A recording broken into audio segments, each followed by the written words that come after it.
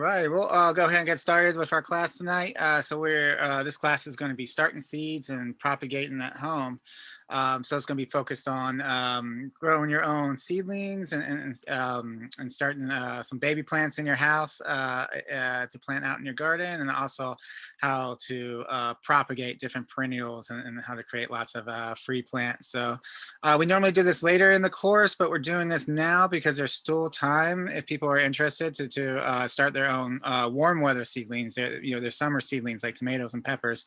It's kind of too late to start like your cool weather, your spring ones like the kale and collards and things. But March is a perfect time to start things like tomatoes. So you have plenty of time. So we wanted to do this class while there's we moved it up in the order just for people who are interested in doing their seedlings. And that's only for people that are interested in growing their own seedlings. Other people may, if you're not into it, when you're ready to plant, you just go out to a nursery or garden center and just buy your own seedlings.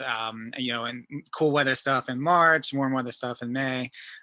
So it's really up to it's up to you whether you like to do it or not. But we're going to go over this class, and I think you're going to get regardless if you're going to be doing your seedlings in your own basement, you'll get a lot from this class as well. So so the table of contents of this class, what we're going to be talking about, we're going to talk about why people actually grow seedlings, and then we're going to talk about how people actually choose the type of plants that they want to start. We'll get a little bit more deeper into planning.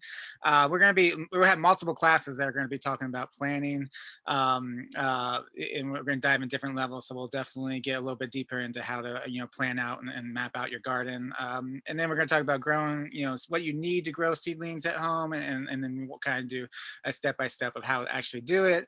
And then we'll talk about how to actually plant the stuff that you grow. And then we're going to talk about DIY propagation. So how to like take things like, if you have fig trees and berry bushes and strawberry plants and like lemongrass and things like that, how you can take your one plant and turn it into like 20 plants every year. So we're going to talk about how to do that yourself as well. So the first one is why. Why are you actually growing your seedlings? I'm going to talk about a whole bunch of different reasons why people do it, reasons why people don't do it. But ultimately, it comes down to you have to enjoy it. If you're not really enjoying this, if this is like a burden or a stress, like it's just not going to go well.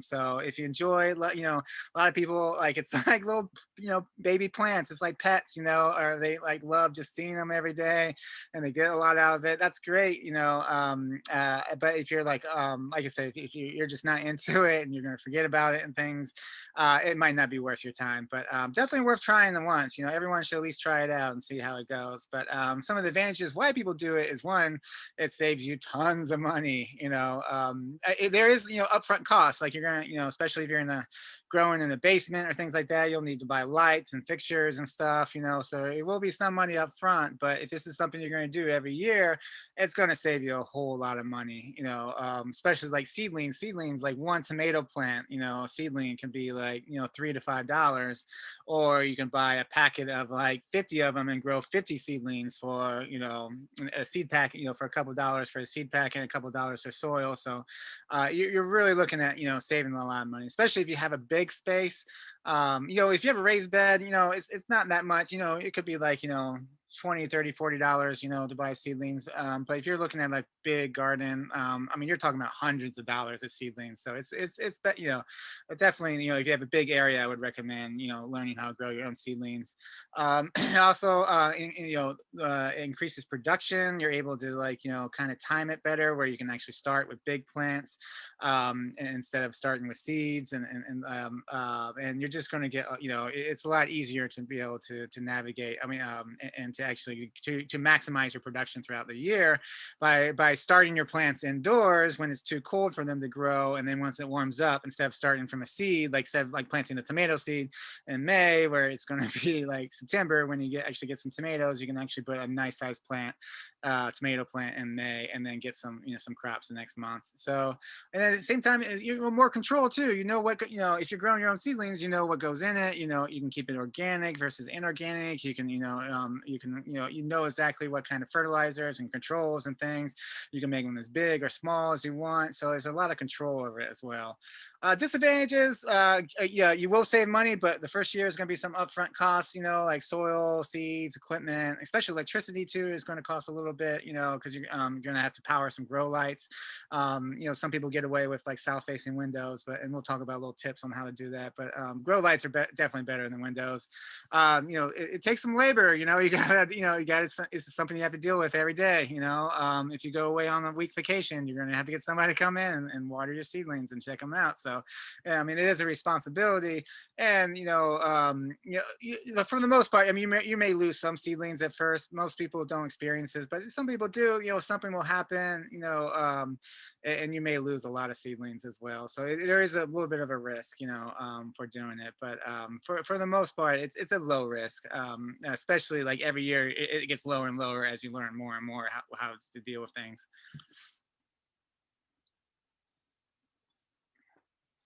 All right, so our next section we're going to talk about is choosing what to plant. So we're going to talk about not only like what how to choose, how to decipher seed catalogs and things like that, but we're going to kind of take a quick crash course on some garden planning, and talk about a little bit about how to actually figure out how many plants you should, your garden can plant, when you should plant them. So we're going to talk a little bit more about planning. We're going to continue talking about garden planning in several different courses, but this one's we're going to dive a little bit deeper on this one.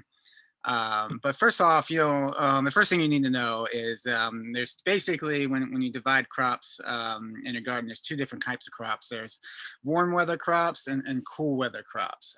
So warm weather crops are crops where if there's any kind of frost that hits them, what happens is their cells are full of water, and essentially that frost will freeze the cells. And when water freezes, it expands, it bursts the cells, and they're probably not going to survive. They may survive a very mild, quick frost with no wind, but like any kind of real frost, they're going to die. That's why we wait.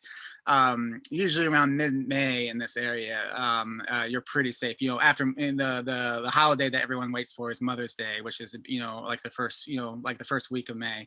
But if you want to be safe, mid-May is a good, is a pretty good time where you're pretty safe, where that there's not going to be a frost, and so that's when you plant these things like basil and eggplants and tomatoes and pumpkins and things like that.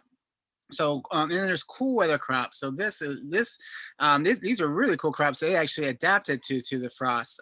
So what they do is they actually convert different kinds of carbs that they've been storing, that convert that into sugar, and then mix that with the water cells. So they essentially turn their cells full of water into sugar water, and sugar water freezes at a lower temperature. So they're actually not only able to survive frost. Many of them, like your collards and kale and things, they actually taste sweet when there's a frost that hits them. So it's really cool. So these your cool weather, you have a lot more adaptability.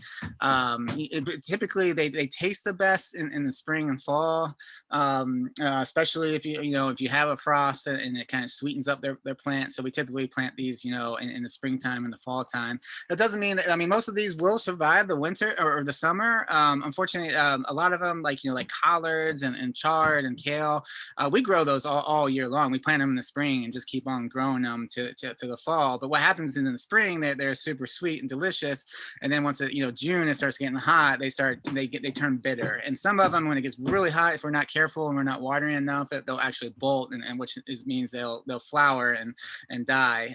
So some of that, you will lose some things over the summer, but at the same time, it's just not as tasty. It's definitely more bitter. And a lot of these, some of them, yeah, I mean, a lot of them, you may lose some crops over the summer, especially if you can't, like you can do things to help it, like you can extra water them, you can provide them with a little shade, you could plant like a row of lettuce behind her, on the north side of a row of tomatoes, so the tomatoes shade it a little bit, so that may cool it down in the summer. But it's not going to be that great in the summer. But what's cool is if you can, whatever survives in the summer, when it starts cooling down again in the fall, those same collards that got bitter will actually start getting sweet again. But a lot of people don't do that because it is a lot of work, especially when like cool weather crops like collards and kale and chard. During the summer, not only do they get a little bitter, but they also pests just like to storm them. It's such a like carlicum beetles and cabbage loopers and things. It's a real hard to kind of keep them. So you got to do a lot of pest control. Pest covers can help and things like that. But like, which we'll talk more about later. But it's a lot of work. So a lot of people will rip out their cool weather crops around June, and then they'll replant them, a fresh round of crops in like August and September when it starts to cool down a little bit. So it's really up to you, but what's important to know is these they can survive all year. They just taste better and do a lot better in the spring and the fall. But as opposed to summer crops, like they got, there's no, it has to be the summer. And as soon as there's a first frost in like, November or sometime, they're all going to die. And especially things like sweet potatoes, you got to, make sure to harvest those before the frost comes, because it could kill the plant and then it could start rotting it unless you rotting your tubers or your potatoes if you don't, dig them out as soon as possible. So the second thing, another way that we're going to divide up our crops is we're going to divide them up not only by cool weather and warm weather, but also by direct seed versus seedling, transplants. Transplants are seedlings is a fancy word for like baby, plants that you start indoors in a greenhouse or in your basement under lights, and then when they're after a month or two, you plant them outside. This is really important because so direct seed is when you actually plant things directly in the ground in your garden and you let it germinate or sprout in your garden. And that's, there's certain things you want to do that because they don't transplant very well. But then there's other things like seedlings, like you want to do seedlings because we just don't have that long of a season. So you don't want to waste all this time. If you put a seed in the ground in May, like a tomato seed, you may get some tomatoes in September, but then, you're only going to get a month and then it's over. As opposed to if you put a nice size, seedling or a baby tomato plant in the ground in May, you're going to start harvesting that in probably in June. So it's really, we do seedlings whenever we can because that's going to increase your production. But there are just things that don't transplant very well and don't do very well. And sometimes it's just not worth it too, because they grow so fast. It's just not, it's a little bit tricky. So not to say that people don't, do this. You can go to a garden store and I guarantee you can find all these as seedlings, but and you can try it for sure. And people do it. Just a lot of these things, they just don't transplant very well. So you just have to be super, super careful. But things like root vegetables, like beets and carrots and things, those, they're just big balls, tubers or whatever in the ground. They're not really meant to be transplanted, so they don't transplant very well. So that's why we just direct seed them. Lettuce, we're going to talk about different ways to plant lettuce. You can do a lettuce as seedling, especially if you're doing like romaine heads, like lettuce heads, or if you want to get a jump start, if you're doing like spinaches, you would do one spinach per cell in the greenhouse, and then you plant them out, and then each one of those spinaches will grow up and you can harvest it multiple times and things like that. So we'll talk more about that. So that, you could do as seedlings, but there is another option when planting lettuce seeds that a lot of people like is they do high density planting. So basically they dig a trench like this and they put a whole bunch of, lettuce seeds in there really close together, let it all come up. And then they just do this thing, it's called cut and come again, where you just grab a handful of lettuce and just cut it down like an inch above the surface, and then it pops back up. So if you're doing high density planting of lettuces, like loose leaf lettuces, like mesclun mixes and things like that, you wouldn't want to direct seed it. But you can also, if you're doing things like spinach or things that you don't want high density, you can do spinach high density, but if you don't want to do that, if you want it more like, if you want bigger leaves on your lettuce, you could space them out, and you could do them as seedlings. I still directly seed my things like spinach and stuff. The only thing I seed in the greenhouse for lettuces are lettuce heads, like romaine lettuce, because I want to get a little bit of a jump start. But at the same time, they grow so quick in the greenhouse. Like I plant them like a couple weeks, before I only keep them in the greenhouse maybe half the time as I would like a tomato or something like that. So you have to kind of factor in that. And we'll talk more about like, timing around that as well. So, lettuce, give or take, you can go either way depending on what you're doing. Legumes like beans and peas, they don't transplant very well, and they just don't do, yeah, I mean, and they just grow so quickly. It's just kind of a waste of space in your greenhouse and waste of time. So I forgot to mention a color coordinate this. So like the blue is actually cool weather crops, and the red is actually warm weather crops. Just kind of show you the difference. But it's really important with legumes. You really want to have a designated spot in your garden. That's legumes like peas in the spring and beans in the summer, and maybe another round of peas, or you keep on going beans in the fall, because they're nitrogen fixers. So they actually, fertilize the ground. They suck nitrogen from the air and deposit it in the ground with these like symbiotic bacteria relationships. And so it's nice to have one spot in your garden that is beans and peas, beans and peas, and then move that spot every year around your garden. So it just fertilizes your whole area. Corn and okra, they're just large stalks. They don't transplant very well, and they grow really quickly, especially okra. Like you don't need to, like I said, some people do, but it's up to you. Like you can probably get away with doing a lot of this. I'm just saying what people, kind of avoid. Same with cucurbits. A lot of people will plant these. Like cucurbits is a big family of like squashes and melons and cucumbers and zucchinis. They just grow so quickly that it's just not really it's not, for us, it's not worth the space in the greenhouse to grow them out. But if you want to, you can. You just need to like don't plant them the same time that you plant your other warm weather stuff, because they grow so quickly. You'll have giant melon plants in your greenhouse or your basement before it's time to plant them out. You want to time it just right, which I'll show you, which is a couple weeks before you want to plant out. So like a half the time as a tomato. But they, again, be very gentle. They just don't transplant very well. And then certain flowers, a lot of cut flowers and stuff you do want to do, like zinnias, we do, seedlings and things like that. But like sunflowers and straw flowers and things, they don't transplant very well, and they grow quickly, as well. So we just plant direct seed those. Outside of this list, and I'm sure there's a couple other things I'm missing, mostly, everything else you would want to plant as a seedling, as a baby plant, just because that's going to give you a head start. And most of these things like tomatoes and peppers, I mean, they're really great. Do transplant. I mean, you could be, you still want to be gentle with them, but I mean, they're a little tougher than like, an okra or a corn plant or something. So, so that breaks those two in half. So we got the cool weather and warm weather, direct seed and seedling transplant. So that's going to, this is all information that's going to help you kind of, create a plan around, what am I going to start growing, in my basement, under lights or in the greenhouse, and when am I going to start doing it, and then what am I going to plant outside. So idea is you're slowly starting to put together this plan together. And there's a couple of things that it's important to know when you're putting your plans. So hopefully first, now that you got the cool weather and warm weather, you can kind of like figure out a little bit about, I'm going to plant all my cool weather stuff at this day, and then I'm going to plant my warm weather stuff at later on. So there's one important thing. There's a lot of actually, if you want to find exact dates of when you should be planting what, there's actually Johnny's Seed Select that has this, it's a great seed company, a worker-owned seed company that has this great seed calculator. And basically you plug in what's called the last frost date.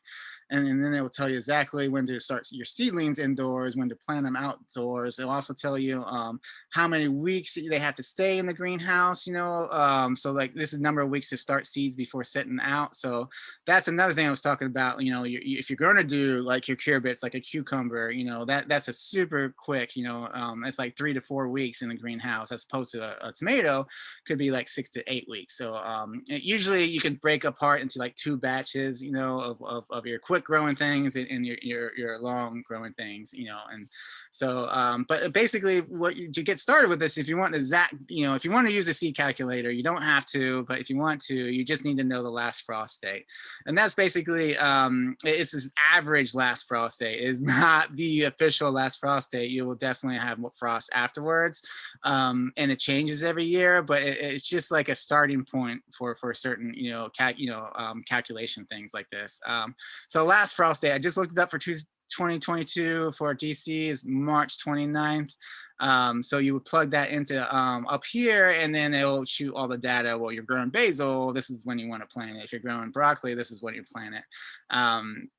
So yeah, I think somewhere I read there's like a 30% probability that we're still going to have a frost after March 29th, but it's like an average. And then there's a first frost date, which is like average when the first frost date. This is based on all kinds of conditions and all kinds of things and weather patterns and things that I don't understand. But the Farmer's Almanac is pretty good at deciphering all that stuff.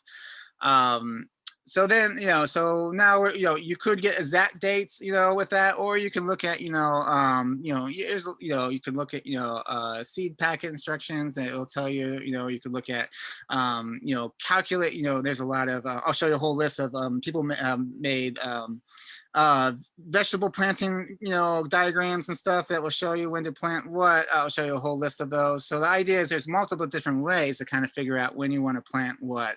And as additionally, but really important though, if you are doing seedlings, I definitely recommend at least use Johnny Seed's calculator to understand how long certain things need to be seeded. Like a cucumber seedling, like I was saying, only needs 3 or 4 weeks before you want to plant it out, before it just blows up and all of a sudden you have a giant cucumber plant in your basement. If you plant it, for the same time you plant your tomato seedlings, which takes 6 to 8 weeks before planting out. So these are all things you can be, you can start researching, you can start calculating. You can get really exact with this stuff, or like I said, if you're not really into all this stuff, I'll just show you some calendars that you can use there and then make it a lot more simpler. And then general weather dates, like if you're doing cool weather crops, you generally start your cool weather crops if you're doing it in the basement. You start them like February, March, and with the idea that you plant them out March and April. And if you're doing a fall garden, you start them July, like midsummer to August, and then plant them out August, September. And same with warm weather, you would start in like March, right about now, and then you plant it out in May is a typically what people do. So like I said, we're gonna have a whole class that's going to kind of walk step by step and talk about each month by month. But this is why a lot of this stuff we'll talk about more than once, about creating plans and things like that, just because it could be it could be intimidating, but it's really like I said, it's like how deep you want to jump in. You don't have to go too crazy on this. And like I said, if you don't want to do seedlings, you don't want to figure out all this stuff, you just go to the green, go to nursery in March, mid-March, and buy your cool weather stuff. Go to back to the nursery in mid-May and buy your warm weather stuff, and then you don't have to calculate anything.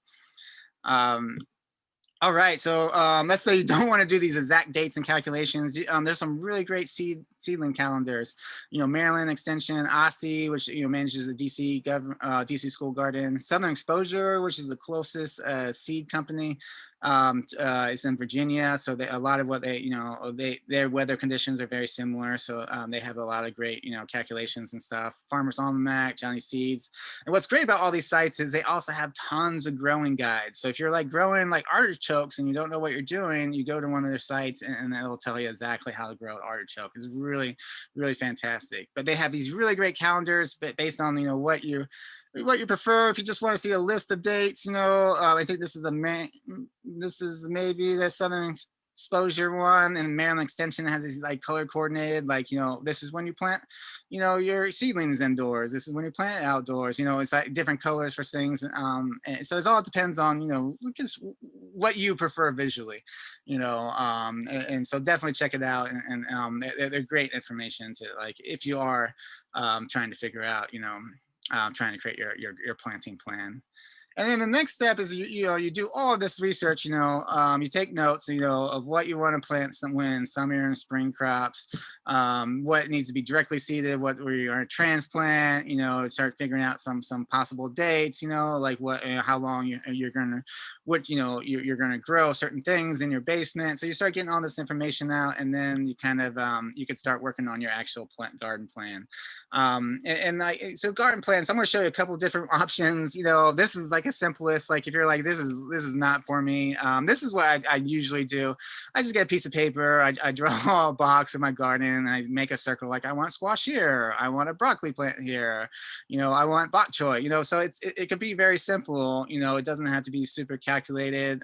Just grow, if you think I could probably fit a couple of squash in here, grow a couple extra just in case you have some additional room. And then kind of make a simple list of all the things you think you can fit in your plot, always grow a little bit extra. You can give them to your friends if you don't use them all. And then just get a simple calendar and start looking up, dates of when I'm going to see, things in my house, when I'm going to plant outdoors and things. And it doesn't, you're going to make all these like plans and dates, and a lot of times it doesn't happen. Like I completely messed up my calendar, and I planted my warm weather stuff in our greenhouse 2 weeks early. I mixed up dates, but that, I mean, that's fine too. All that means is I'm going to have to pot them up, because they're going to get so big. I'm going to have to move them to bigger pots, before mid-May, when I can plant them outside. So I mean, you're going to like mess up. This is not like a science. It's kind of just like you wing it and do your best you can. And then let's say you're more of advanced and you want to kind of get a little bit more grittier and into the nuts and bolts. This isn't like for like first year gardeners, but or people that just maybe has a raised bed. But if you have bigger plots, in your backyard, you could. This is actually what we do for our two farms, or multiple farms. We actually will start calculating the first step is you calculate, how many feet of 4 feet beds that we have. This is the letter diagram of all of our plot space, and then we calculate how many feet, and then how many of those feet, of 4 feet beds do I want as curly kale. Well, that's 100 feet, and then Edgewood has 4 feet and 2 feet beds, so we got to like divide, do a little math, and then you're trying to calculate how many kale plants I'm actually going to how many feet of kale plants I'm going to make, which is 134. And then I look up that kale plants need to be spaced out 1.5 feet, so divide 134 by 1.5, and suddenly I have 89 plants. But then I'm going to plant multiple rows. I'm going to plant 3 rows in a 4-foot bed, so then that's as staggered, and so that means I'm going to ultimately I need 267 curly kale. And I'll probably round that up to 300 because like I don't trust my math sometimes, but that gives me a general idea of how many I can plant for like larger spaces. And then I'll plug it into a Google Doc of like, oh, well, this week, I don't deal with exact dates, I deal with weeks, but I'll say this week, I'll be planting, 200 broccolis and 48 cabbages. And then next week, so I'll kind of map out.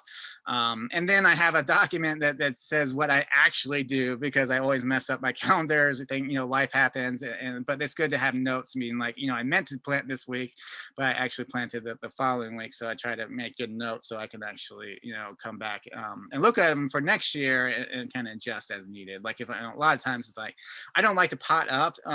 We'll talk more about potting up. I try to plant my seedlings into one cell, 2-inch little cell, which we'll show you more what cells look like. And then I want to time it just right, so when it's ready, when it's mature, it's ready to go on the ground. So I don't have to spend all this extra work in the greenhouse.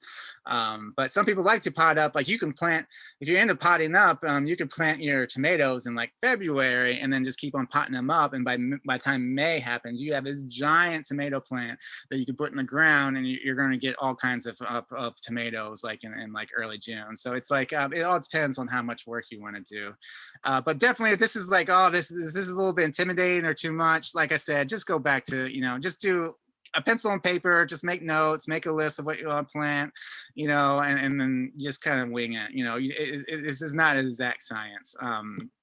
But then like if you want to get even crazier, I'm in this like a farm study group with Harvest Casa. It's like a mid-Atlantic farm supporting network, and like there's someone just shared this is their crop plan for an actual like 10-acre farm, and it's like crazy amount, like, but I mean it's all these formulas and stuff, so they'll plug in things, and then it'll tell you exactly when to date things, when to plant things, when to transplant it and stuff. So if you are into like something like this, let me know, and I can send you this template. But this is too much for me. I can't, like, my eyes crossed. Like I'm just now kind of getting into this after like a decade of growing. So like I said, it's really up to you all. Like I said, but if you're just starting out, just wing it, just to draw some diagrams and a list, and kind of go from there. This is not something to stress about. This is just something to kind of plan it. And you're going to end up changing your mind, or things, the plant that you want is out of stock or things like that. So everything's going to change anyways, or you're going to plant something that's going to be eaten, so you're going to have to replant it with something different. So, don't stress about this. Just kind of, wing it. You'll learn as you go. But then once you have that plan, you know how many like tomatoes you're going to want to plant, you know how many peppers you're going to want to plant, things like that. Now it's like fun time. Now it's like, well, what kind of tomatoes am I going to plant? You know, which is a lot of people start out this, you know, at the beginning, which is fine too. But I usually wait till I have my numbers. And then I'll go and look at the at different kinds of seed catalogs and online seed companies. And there's actually, we have 80 some seed companies at this website, Doug Network, DC Urban Garden Network. So you can check out, if you want to go, you know, local as possible, Southern exposure, they're really fantastic, but you're not going to find everything you want. So there's other things like, you know, hair, you know, all these like other great, you know, rare seeds like Baker Creek, you know, if you want to find some really rare and really cool, you know, seeds. There's like Johnny Seed Select. If you're buying in bulk, they have really great discounts if you need a lot of like a kale. And so there's like different reasons why you would want to go, you know, explore other places. And then there's also seed exchanges and plant exchanges. So if you sign up for the Doug Network newsletter, you'll hear about them throughout the year. Washington Gardner, she's Kathy Jentz. She's an awesome gardener gardener that makes this really great magazine and does you know, a lot of great events. And she always hosts lots of you know, plant exchanges and seed exchanges. And a lot of times you could just show up with, you're supposed to, everyone's going to, you know, it's supposed to be after you plant things, you have extra seeds, and then you go and everyone swaps seeds and plants. And but sometimes you could just show up even if you don't have anything, and you'll usually get hooked up as well. Free seeds, you know, you can a lot of times the germination is the probability, the rate is the probability that something's going to germinate or sprout. Not every seed's going to work, you know, but most seeds, if you buy them this year, if they're this year's seeds, they should have like upwards of a 90% germination rate. So like 99% of them should germinate. Or at least yeah, upper 90s. But you know, but then you know, seed companies have lots of extra seeds that, you know, from a previous year. Germination rate decreases each year. So maybe if you have year-old seeds, it might be like a 75%, and then 2-year-old seeds, it might be like a 50%. Which the older seeds you have, the more seeds, you know, seeds you want to drop in the hole, you know, whether direct seeding or seedlings, just because you want to increase your odds, just to make sure, you know, you at least have one seed that germinates. But if you reach out to all these 80 seed companies, a lot of them will send their extra seeds to you that they're from last year's, especially if you know, say you're doing a good cause, or you have a community project, they'll definitely send you. Sometimes they ask for you to pay the shipping, but it's usually like, you know, maybe $5 shipping, and you get like hundreds of free packets. And it's not the best stuff. I mean, sometimes it's good stuff. Sometimes it's like a box full of gourds, you know, it's like things that people didn't want last year. But overall, if you reach out to enough of them, you'll get a really nice variety of seeds. I think I reached out to over 80 companies this year and got like 25, you know, big boxes of seeds.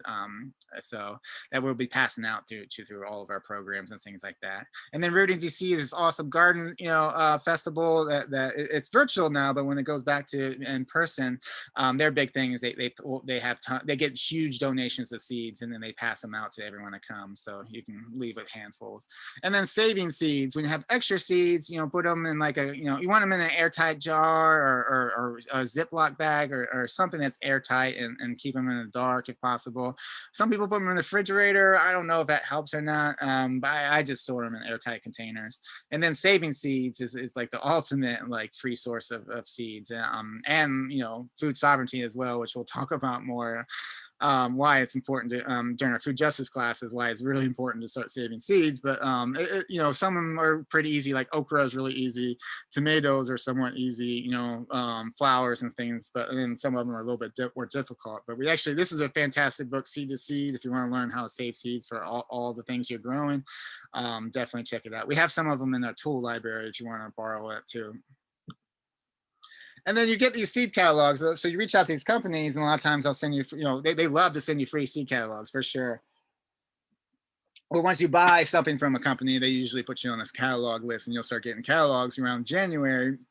And it's really fun to kind of sit around and circle all the things you want and things like that. But there's a lot of you know, codes and stuff and words that are a little confusing. So just want to go over a couple things. like disease resistant codes. You know, like that's if you have a certain issue, like, you know, with, you know, different kinds of powdery mildew or certain kinds of funguses or things. You can, you know, if you know you had the issue last year, you're probably going to have it again this year, because a lot of that stuff will stay in your soil or stay in nearby plants. So it's a good idea if you can identify some kind of disease that you dealt with the year before. You can look for, you know, different kinds of a high resistance to, you know, codes. You know, so if you see, you know, some acronyms like HR, IR, things like that, you know, it's usually a table, you know, of contents for all that stuff, or you can look it up and figure out which has high resistance to the disease that hit you. And then heirloom are varieties basically before 1940 that are like static. They're not being bred, you know, with anything else. They're like the static, you know, original varieties. And those, you know, so you have two things like heirloom and hybrid. Hybrid are when you take two, you know, different plants and you breed them together, and then you got this awesome, you know, new plant that has certain qualities like disease resistance, or like sun golds, you know, are my all-time favorite tomatoes, and that's a hybrid. It is bred not only for a high sugar content in the cherry tomatoes, but also like is super productive. But the thing is, if I save those seeds from that sun gold, you know, and plant them in the ground, it's not gonna be another sun gold. It's gonna be some variation of the parents, and so you can't save seeds for hybrids, but you can save seeds for heirloom. You know, that's like a Brandywine tomato, you know, where if you save the seeds and plant them next year, that's going to be another Brandywine. And heirlooms, a lot of the really cool looking things, you know, like the crazy looking like black tomatoes and stuff, that are unique, and like really the general diversity of our crops, which is something that we've lost over, you know, with the industrial agricultural movement, but it's something that a lot of people are trying to bring back, and heirlooms is a great way to kind of bring that back. So heirlooms, they may not be the most productive, you know, tomatoes, but they're definitely some of the tastier ones, and it's just important to have that diversity. And open pollinated is means basically like they have stable genes. So like corn, you know, is wind pollinated. And a great example was like you can have a cornfield of organic corn and one of GMO corn. And if a GMO corn shoots out its pollen, the wind hits it just right, it's going to fly over the organic corn, and suddenly that organic corn is going to be GMO corn. So that's not open pollinated.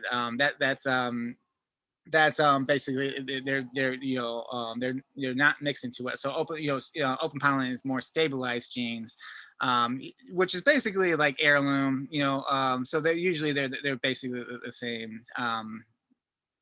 But yeah, and then you have all these other things like landrace is like kind of you know, local conditions, you know, and things. I can't think of any, you know, examples. I never you won't see too many of that. And coated and pellet, or if you have like a seeding machine and you need like all your seeds to be uniform, you know, balls, so that it fits into the seeding machine. And then treated. Sometimes they're treated with fungicides, insecticides. These things you don't really need to know. It's mainly about if you want heirloom or hybrid, or if you're looking for a particular disease resistance because you had a bad disease last year.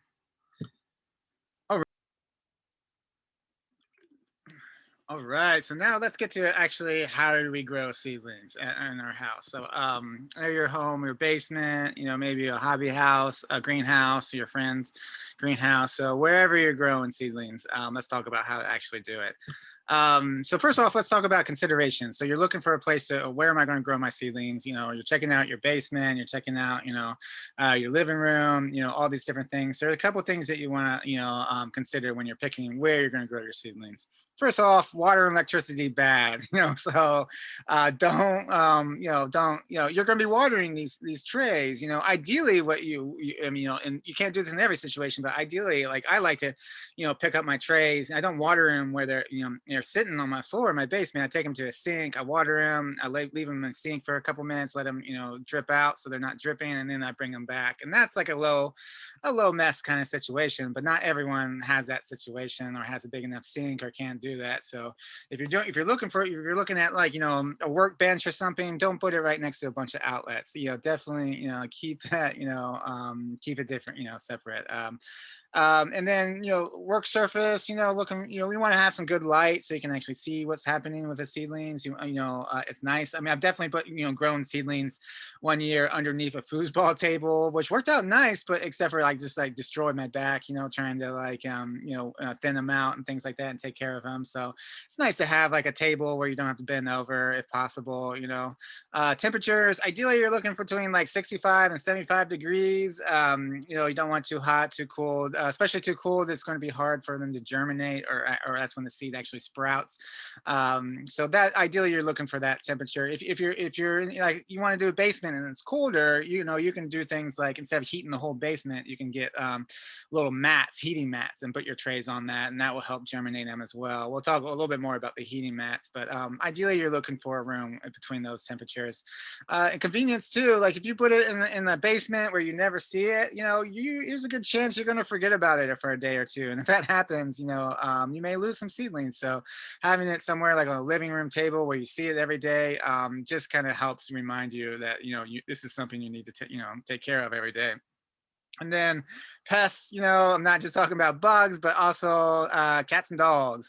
So this was one of my setups one year, and my seedlings were just dying like crazy. I'm like, what is going on? And then one day I walked down, and my cat is literally treating my seedlings as a litter box. So definitely, if you have cats, they love the soft, because we're going to talk more about the soil you use, but it's like really nice fluffy soil. It's like perfect litter box soil. So definitely keep it out of reach of cats and dogs as well. Dogs will probably, can definitely mess them up as well. So definitely, think about all these things when you're looking for a place in your house to grow your own seedlings. And so once you have your place, now think about the equipment that you want. So, these are the basic equipment, ideas, basic equipment that you'll need. One is you need lights. You can use south-facing windows. We'll talk a little bit more about that next slide, but ideally you would want to use lights. It's just going to work a lot better if possible. And lights, lights, light waves are on like a spectrum. I don't really understand it myself. I just kind of go with it, but there's like one end is cool light and the other end is warm light. Actually, when the seedlings grow, they use different types of lights at different stages. So they need both the cool and warm. So ideally, you want a full spectrum lights. So anything that says grow lights or aquarium lights or anything that has to deal with actually growing things, it has full spectrum. But if you're just getting like a normal fluorescent light, chances are it's either going to be cold or warm because you don't need full spectrum when you're lighting up a room. But just try to grab, if all you have are cold and warm, there's no full spectrums, try to grab two, one cool, one warm, and get a double light bulb fixture. So that way you're still providing that full spectrum. Or if you have like, LED lights as well are nice. Don't want to use the incandescent lights. They're not efficient. I believe like people don't use them because they can fry things. They get real hot. But even like the fluorescent ones, get a little bit warm too. So you want to like make sure it's, we'll talk more about this, but you want to make sure the light, the plant isn't touching the light because it can get kind of, fried. Then you want a fixture to put your lights in, so you need, this is usually not like in Home Depot, it's in a different aisle. So you got to find the light bulb and then you got to make sure the fixture, because there's all different kinds of sizes of light bulbs, make sure they both match. And then a timer, because you don't want to like leave the lights on 24/7. You're just going to stress out your plants. You want to give them a break, about 12 to 18 hours, depending on, what you can do. And that should be enough light and then you want to give them a rest period. So unless you plan on setting your alarm and turning everything on and off, get a timer. It's just a couple dollars and they're pretty easy to set. A stand, you want to have some kind of stand because ideally you want to move the light up as the plants grow so they're not going to grow into the light and fry themselves. So having like PVC kind of stands work really well. You don't need to glue these, just use them as like tinker toys kind of, or shelving and things like that, different heights. So there's all different kinds of stands and we'll show you some more examples. And then additional equipment you don't need but are will help you, like a fan, especially an oscillating fan. So So you want some kind of circulation for so you it'll decrease fungal issues. Seed trays, unless you're going to make your own out like toilet paper and stuff, toilet paper roll, we'll talk more about all this stuff. And reflective barriers can increase your light and make it more efficient, and fertilizers and things like that. But all things we'll get into. But let's first dive into the lights. So we talked a little bit about the lights, but ideally, like I said, what you're looking for are plant lights, grow lights, aquarium lights, even like what's those dry aquariums, like the I want to say planetariums, but something similar to that. So anything that needs to grow things will have that full spectrum, or LED as well will have full spectrum. Or if not, get a fixture with and get a warm and cool bulb in a 2 fixture. So light bulbs, they use these measurements called T's, T2, T4, T5. The smaller the number, the smaller the diameter of the bulb. And so, T2s are real thin, and then like T12s are real thick. So it all depends on, they're all the same. If you're doing T2s, you may want to get a couple of them, a fixture that could hold 3 or 4 of them, as opposed to like, if you're doing some big bulbs, maybe 1 or 2. So it's really up to you. Ideally, you want to have, you just want to have, at least I would recommend, if you're using these fluorescents, try to have a couple, like 2 or 3 at least. Um, um, uh, and depending on, and even more if you're doing a lot of seedlings as well. And then or LED as well. LED usually, like when I first got into growing your own seedlings, LED was super expensive. Now I'm being told that it's not so expensive. It's a lot cheaper. They don't look like this crazy. There's a lot of LEDs that look like fluorescent light bulbs. So definitely, if you find some affordable LEDs, check it out. They're more efficient. They last longer. They don't have they don't get hot, so you don't have to worry about frying your plants if they grow into them. So they're nice. But most people use these like fluorescent bulbs, are the typical ones. They don't get super hot, but they do get hot, a little hot. So you don't want the plant to grow into them. And then, or you can also, if you don't have light bulbs, but you have a south facing window, definitely not like east or west or north, there's just not going to be enough sunlight. But if you have a south facing one window, it honestly, it's still not enough sunlight, but there's ways you can increase it. It's enough to make it, if that's all you're working with, you can make it work. Your seedlings are going to be a little leggy, and they're going to be like reaching towards a window. Just kind of turn them around every day, strengthen up the stem a little bit. But I definitely recommend getting some mylar or tinfoil and having the back, so when the sun does hit, it like bounces and hits the plant on both sides, and that's going to increase the amount of chlorophyll the plants are absorbing. And if you do that, you should have enough light on the south facing window. Just remember, like you're starting seedlings in like February and March, so the sun's low in the sky, it's still winter sky. So that's why you don't get like, as opposed to like a July. If you're starting seedlings in July, that's plenty enough sunlight, south facing window. So just something to think about. And then fall, you can actually grow your seedlings out. You start your fall seedlings in like July or August, and you can actually grow them outside if you'd like. So another option. I still grow mine indoors just because it's easier. But and then equipment stands. So ideally you want equipment, you want, like I said, PVC works great. It's like Tinker Toys. You don't need to glue it or anything like that, just to kind of put a stand together. Shelving works great. This is my foosball setup where I was hanging the lights from the foosball handles. That's fine. Whatever you can do. Cinder blocks and a shower rod, there's a lot of different options. But the main thing though with stands is you want to be able to have them adjustable, because you want the light to be close, like 4 to 6 inches from the plant, because light actually diffuses the farther it goes.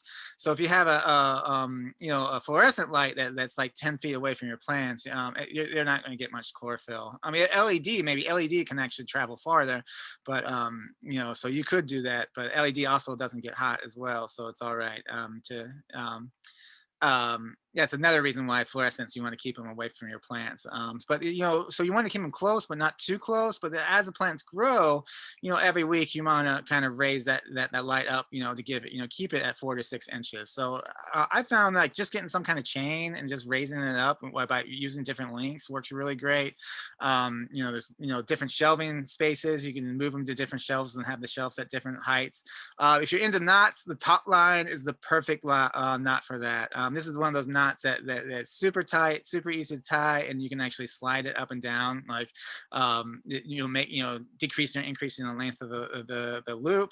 So and this is what I use on my foosball table, and I just kind of slid the knot up every week, just to raise them up. So lots of different options. And then reflectors, definitely recommend flat reflectors. I mean, might as well, maximize the production of your chlorophyll by reflecting the sunlight. Mylar is the best. It reflects 92%. Tinfoil, 55%. Still good, better than nothing. White paint is good as well. If you want free Mylar, this is what end of a marathon looks like, because they give these blankets. They're real cheap, and they give every runner one to warm up, and then they throw them in a giant pile, and hopefully recycle them. I don't know what they do with them, but no one says anything if you just go out there and grab a big handful.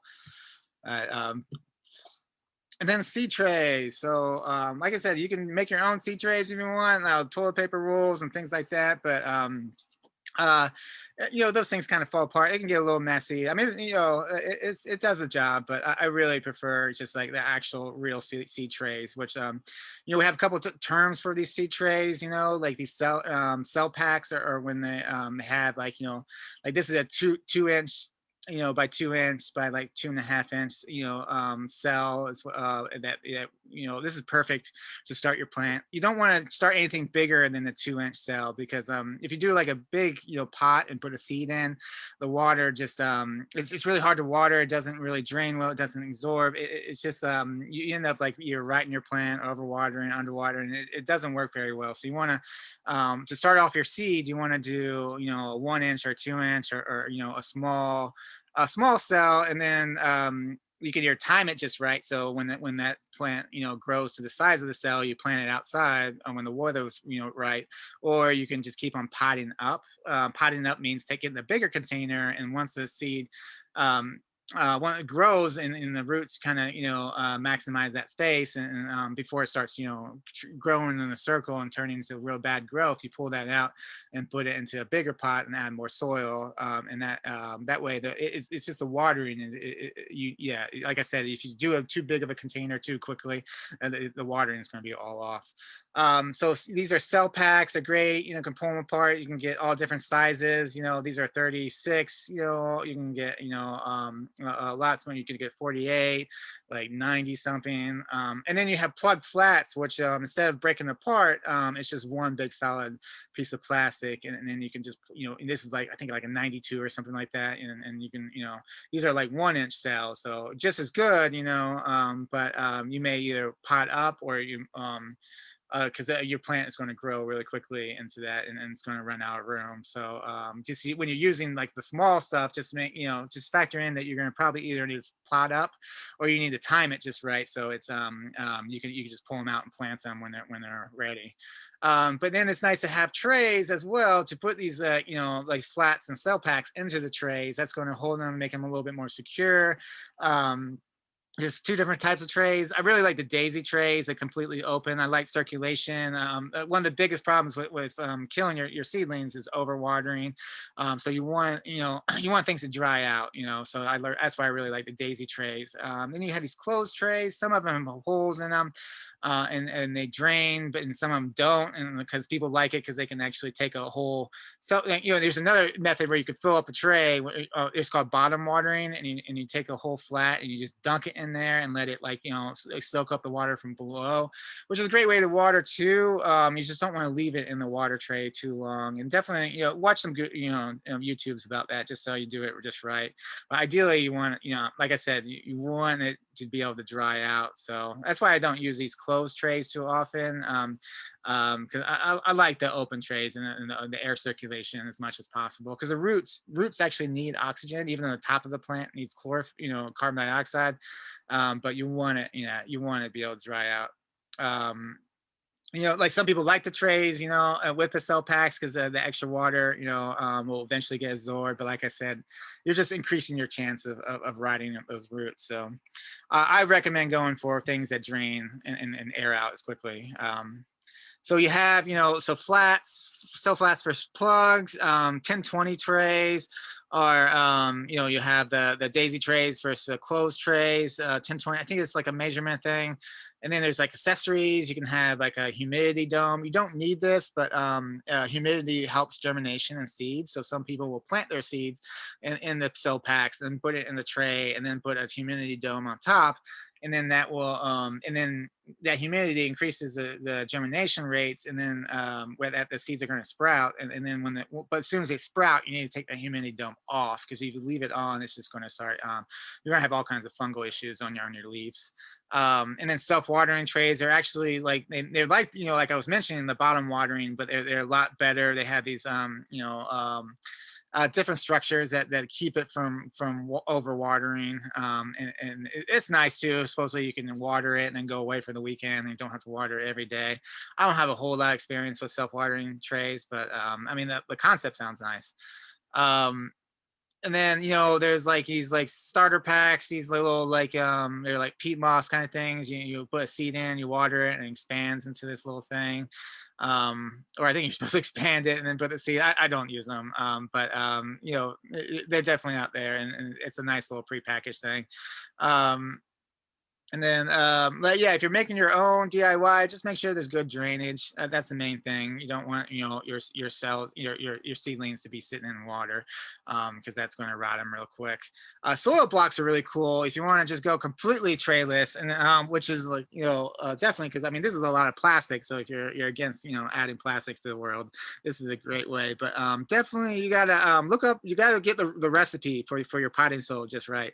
It's got to have like a lot of compost, a lot of like, soil structure to it. So it's, idea is you make this soil structure, it's pretty wet, and it's pretty, and then you have this like stamp thing that you plug it down onto the soil, it fills up, and then you move it in, and you move it into a tray, press this lever, and it comes out in these nice little blocks, and then you drop a seed into it and put a little soil on top. And then yeah, and like, if you, like I said, you just need to have the rest. You need to make your own soil, potting soil, and just look it up and make sure you have a good recipe and you follow that recipe, or else it's just going to crumble apart. And then this is a real cool. A lot of my coworkers do this because they don't want to pot up everything at once. Like if we're doing like 20 trays, and maybe they don't have time or space to do all 20, they'll fill up one of these closed trays full of soil, and then they'll just like put tons of seeds on the top, and then kind of just bury that, and then water it, and it comes in like really dense, like a microgreen. This is how they grow microgreens. And the idea is like, whenever they're ready, they can, take their time. They can kind of start plucking out these little plants and then putting them into the cell packs. And they just do that over a course of like a month or two. So it's a nice way to kind of at your own pace. And you don't need much space to start it off. So let's say I don't want to like, take up a huge amount of space until I absolutely have to. So I'll start all my seedlings, like hundreds of seedlings in here, and then pull them out and plant them up, pot them up. So lots of different, options. I'm sure there's more options out there. But like I said, the biggest thing is don't start your seeds in a really big pot, because it's just not going to water really well. Um, and then we call it planting media. What media is like a word for like, it's like a soil free soil. Basically, it's because you don't want to use your garden soil, because it's too compacting. So if you use that, it's just going to compact, and you're going to have root rot. You want to have well draining soil, that's going to, yeah, that's like I said, your main concern is just rotting your roots on your seedlings. So you want something well draining. And if you want, or if you're looking for organic as well, look for OMRI, as Organic Materials Review. If you see this symbol, then you're good to go. It's 100% organic. But so there's different kinds. People, potting mix is okay. I definitely use potting mix, but potting mix is, like I said, it holds on to water a little bit too long. I've definitely had some waterlog issues with potting mix. You just need to, if you have potting mix, just be really, mindful of watering, and don't water when the soil is already wet. You know, you want it to like dry out before you water next. But don't let it dry out too long too. Like, 'cause you got to find that right, you know, pattern of right as it's drying out, that's when you water again. If you could find transplanting, seedling, indoor growing mix, all these words, seed starter mix, things like that, that's going to be a little bit better, well drained. And there's two things they use for to help well drain. One is not so great, and one is really great. The one not so great is peat moss, because peat moss comes from peat bogs, and we've really found, well, one, it's not, we've always known as a non-renewable, so we're going to run out of this at someday. But we just in the last, I feel like last 5-10 years, a lot of information has come out just about the carbon. You know, these peat bogs are one of the biggest carbon sequestration, systems that we have in this world, where they suck carbon and greenhouse gases from the air and sequester it into the soil, and we're just basically destroying this, which is increasing climate change and all kinds of nasty things. So the goal is to get away from peat. Like ProMix and all these like great, medias that work really great are almost all peat. I mean, almost everything. If it says potting mix, it's probably, some kind of peat mixture. It's hard to get away. Sometimes you just gotta, if you can't find an alternative, you have to buy it. It happens. But the idea is you want to kind of look for other alternatives. And one of the biggest ones is coconut coir, which is like the husk of coconuts, and they grind it up and stuff into this brick, and then you kind of pull it apart with your fingers and wet it out, and it kind of puffs up. Some people plant straight into it. I would recommend like mixing it with some compost or some vermiculite or perlite or things like that. Like, it's not a great soil structure, but people do. I mean, people make it work with straight coconut coir. It doesn't have any nutrients. It doesn't have any, it doesn't absorb water really well. So it's nice to add other things. You want that, you want to have well draining soil. You want it to be well draining, but also you want it to absorb, some water, some retention, and have some water retention, and then have some nutrients as well. So I'll show you some mixes that you can do on the next slide. And then there's rice hulls as well. There's like the shells of rice. People are starting to make that into a potting soil as well. So there are alternatives. Try to look for them, but unfortunately, it's just not as accessible yet. So a lot of people end up using, peat moss products and usages, which, it's like you do what you can, but try to find alternatives if you can. So like DIY, mixes like perlite, peat moss, or coconut coir, and compost is something like that. I would write, yeah, some kind of mixture from that, and then some people add amendments. Like mycorrhizae is this symbiotic fungus, that attaches to roots, and the roots, they have these things called exudates, where they speed this fungus like sugars and carbs, and then in exchange the fungus actually pulls in more water and nutrients for the plant. It's pretty cool. We'll talk more about mycorrhizae later. Compost teas and different amendments and fertilizers and stuff. You can definitely mix all these things in if you like. But this is a great DIY recipe. We talked a little bit about this, like vermiculite is like heated mica. It's good for like moisture retention.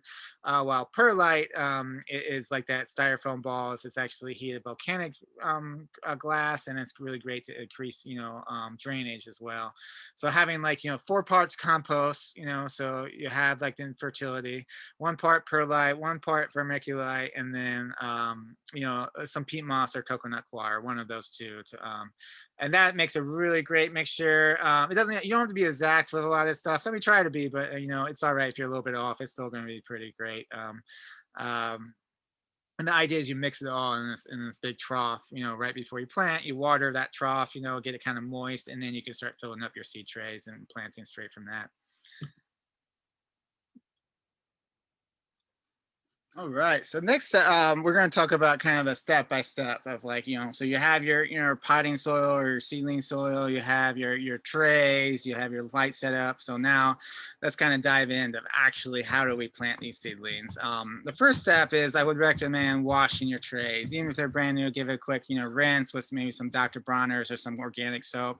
If you've had, if you had some diseases or issues, last year with if you're reusing those trays, you definitely definitely want to kind of soak them in the bleach solution.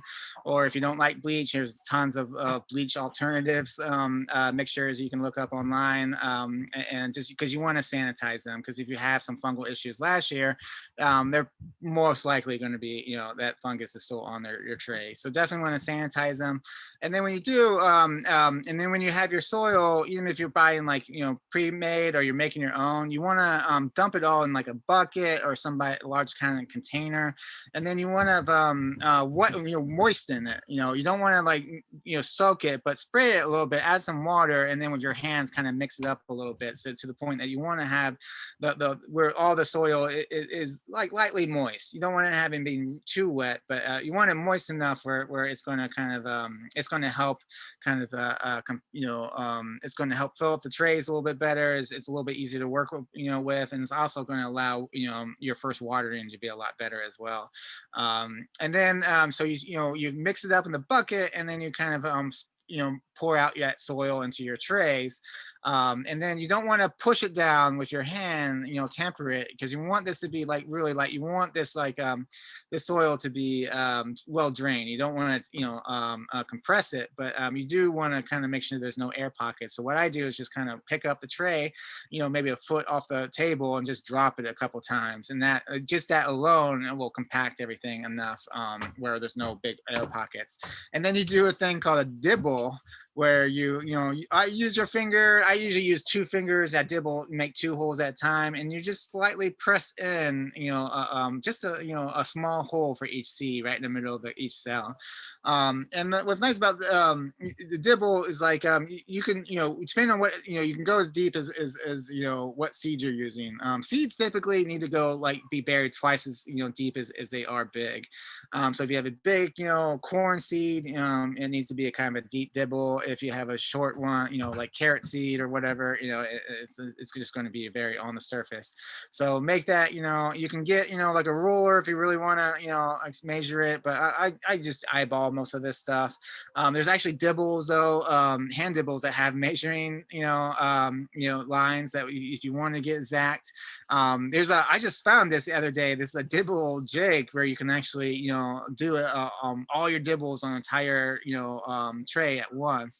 And then, which, if you're only doing one or two trays, not a big deal. But when we did like 75 trays this spring, so that I would love to have this kind of thing. I would save a lot of time. But mainly people use their fingers. Like I said, use two fingers and dibble two holes at once. That will make it a little bit more uniform. And then once you have all your dibbles in one of your cells, and then you go back, and now it's time to put the seeds in the hole. So you can pour seeds in your hand and very carefully, one at a time, pick up a seed and put it in a hole. But it's hard to do. So there are like seed sowers where you pour your seeds in there, and you turn it gauge based on what the size, and they'll come out, and that helps a little bit. I really found I've tried a bunch of different things, and I really like this technique where I'll get like a hard paper, like a business card. I'll fold it, long ways. I'll pour a couple seeds into this, and then I'll take a pencil and just kind of slide one seed out per hole. And if you have, like I said, if you have first year seeds, you want to do one seed per hole. But if there's, if it's last year's seeds, do maybe 2 or 3. If it's like, 3-year-old seeds, maybe 4 or 5 seeds per hole. So, just, kind of use your own judgment. I mean, eventually, like even if you're super careful, you're definitely going to drop 2 or 3 seeds in a couple of these, and they're going to probably pop up, and you'll have to kind of tease them out. And you can either cut them with scissors, or you can, kind of carefully pull them all out and kind of transplant them into other, trays as well, if you want to, increase what you're growing.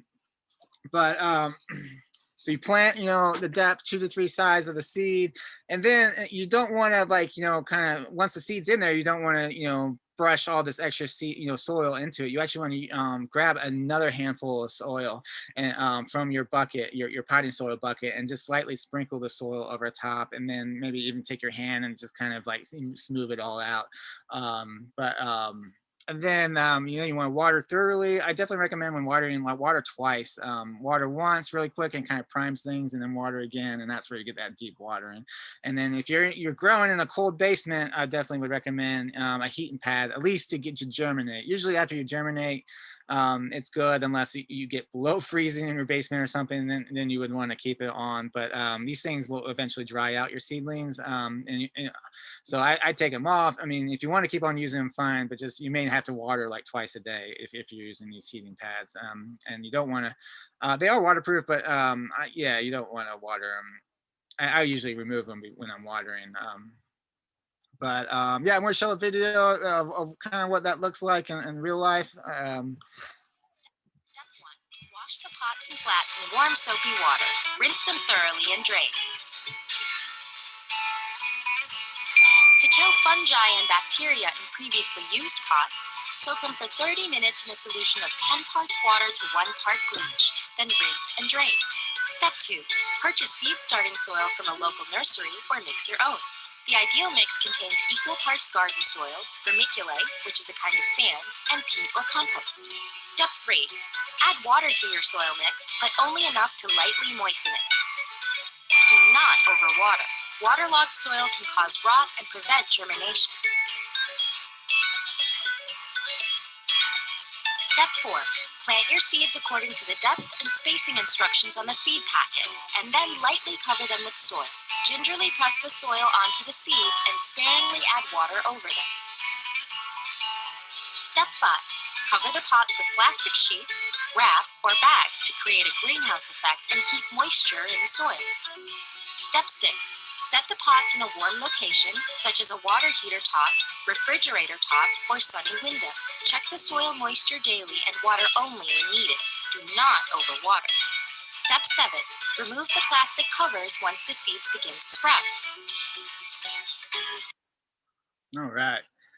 So the humidity dome, I mean, it's optional. It will increase your chance of germination, but honestly, we don't use humidity dome, so you're fine if not. But if you're having trouble germinating in your environment, like it's say your basement's not ideal for germination, definitely, yeah, I mean, they're cheap. You might as well pick up a germination dome, but just make sure you remove it once your seedlings come up, or you're going to start getting all kinds of fungus rots on your leaf because your leaves need circulation.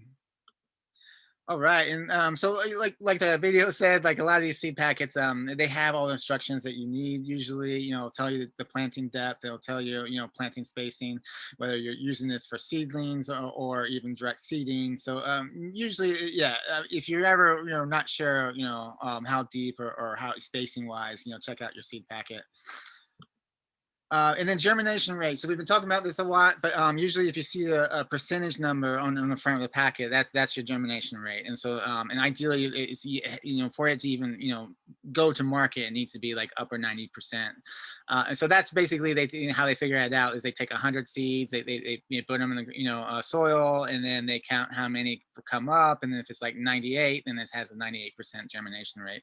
But seeds are good for about 3 to 5 years. So when you have old seeds, just keep on, and put like, if 2 or 3 seeds per hole, or 3 or 4 if they're like 5-year-old seeds, maybe put like 10 per hole. But definitely want to add, that's just going to increase your odds that you're going to get more, and you're going to get at least 1 plant per cell. And if you get like 5 of them that happen to come up, like I said, you can either take some scissors and thin them out, or you can pull, or you can actually like kind of tease them all out and replant them in other pots.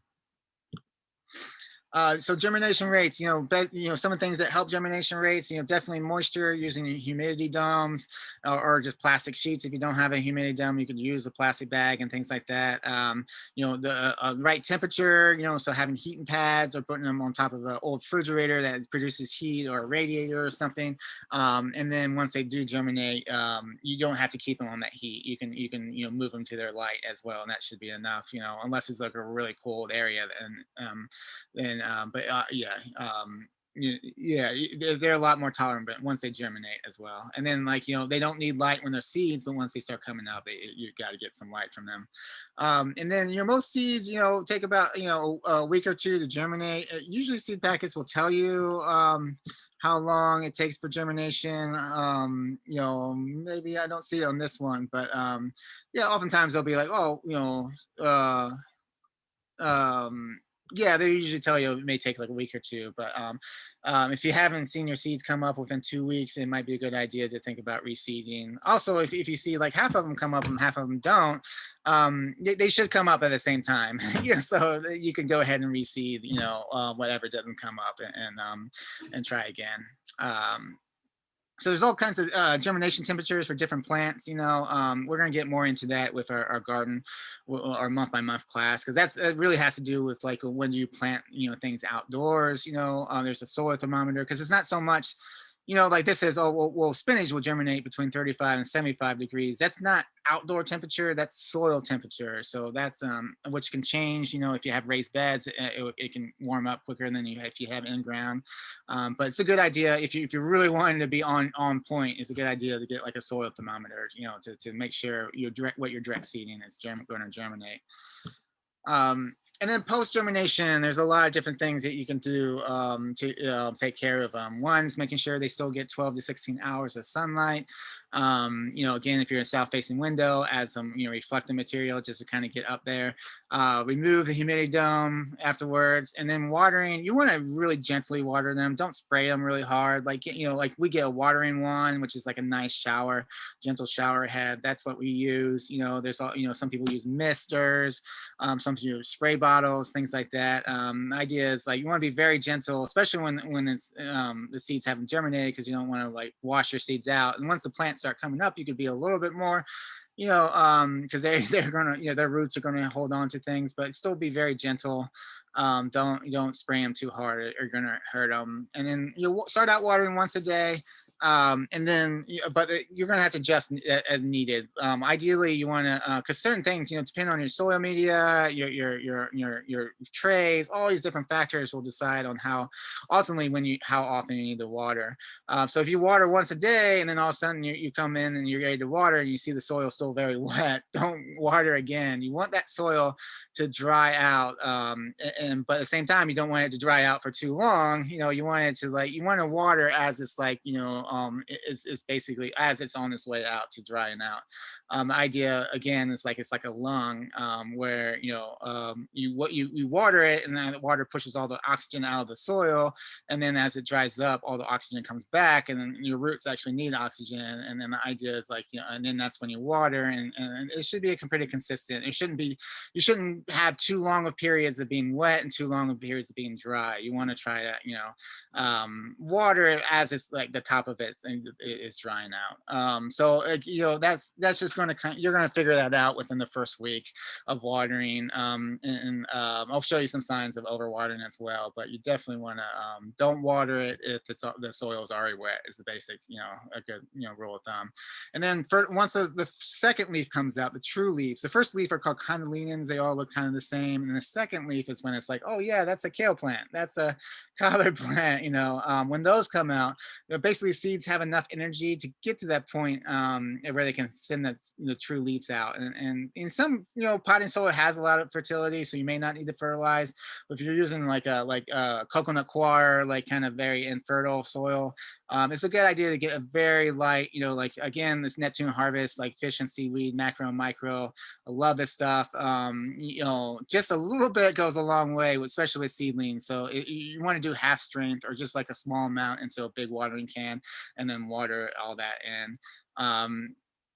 Usually I usually do like every other week. I water or fertilize. Some people, you can do up to like once a week. You don't want to over fertilize, because again, that's just it's gonna be too much for your plants. But once a week with a very mild organic, water soluble fertilizer is about the max that you want to really go. And like I said, a lot of times, like if you're using a potting soil that's got compost and things, you may not even need to fertilize as well, because it may already have all that stuff. And then you thin out, like I said, even if you're like very careful, you're going to get seedlings that you're going to get 3 or 4 seedlings that pop up per tray. You can grow them all out, but they're not going to be as, ideally you want 1 per tray, because they're going to start competing with each other. So you can either, if you don't have any more extra room, or don't feel like doing any more work, just get some scissors and cut out, leave the best looking one and cut out the rest.